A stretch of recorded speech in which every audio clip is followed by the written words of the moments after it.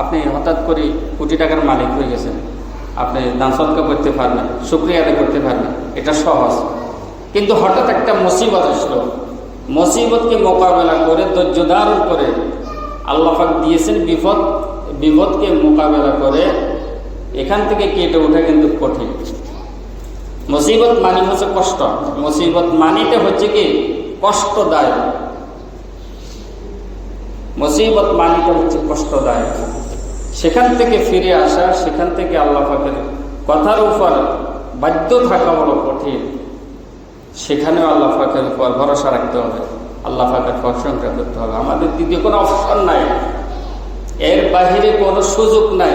সুতরাং সবার করতে হবে আর এটাকে মেনে নিতে হবে, এছাড়া আমাদের কোনো বিকল্প পথ নাই।